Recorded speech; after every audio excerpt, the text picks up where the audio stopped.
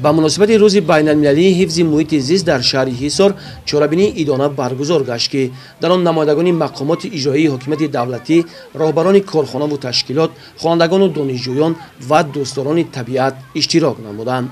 дар як гӯшаи макони баргузории чорабинӣ табиати зинда ташкил гардида намунаи ҳайвоноту паррандагон, гулу гиёҳҳои зебо ва дигар ҷузъҳои табиати нотакрор ба маърази тамошо гузошта шуда буд.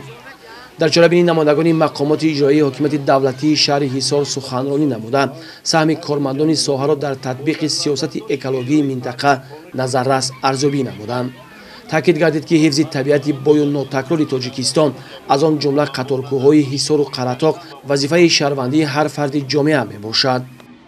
дар имрӯз чуноне ки маълум буд озмун дар мавзӯи ҳифзи табиат асоси рушди сайёҳӣ эълон гардида буд, ҷамъбаст гардида ғолибони озмун бо сипосномаҳои мақомоти иҷроии ҳокимияти давлатии шаҳр ва инчунин шӯъбаи ҳифзи муҳити зисти шаҳри ҳисор сарфароз гардонида шуд. аз тарафи ҷамъиятҳои шаҳраку деҳот ташкили гӯшаи табиати зинда ва инчунин аз ҷониби муассисаҳои таҳсилоти миёнаи умумӣ дастовардҳое ки бевосита ба ҳифзи табиат ва ҳифзи муҳити зист инчунин табиатдӯстдорӣ тааллуқ дорад ба намоиш гузошта шудааст. дар охири чорабинӣ ба дӯстдорони табиат ва ба иштирокчиёни озмунҳое ки дар муассисаҳои таҳсилоти миёнаи умумии шаҳр ташкил ва гузаронда шуда буд аз ҷониби мақомоти иҷроии ҳокимияти давлатии шаҳр ифтихорнома ва тӯҳфаҳо супорида шуд. қайд намудани рӯзи умумиҷаҳонии ҳифзи муҳити зист ба он хотир аст ки имрӯз дар назди ҷомеаи ҷаҳонӣ дар баробари масъалаҳои гуногуни ҳалталаб проблемаи экологӣ низ дар мадди аввал аст. ба роҳ мондани чорабиниҳои гуногун дар шакли озмуну викторинаҳо миёни наврасон ва ҷавонон дар арафаи таҷлили ин сана барои баландбардоштани маърифати экологии шаҳрвандон тозагӣ ва зебогии табиат аҳамияти калон дорад.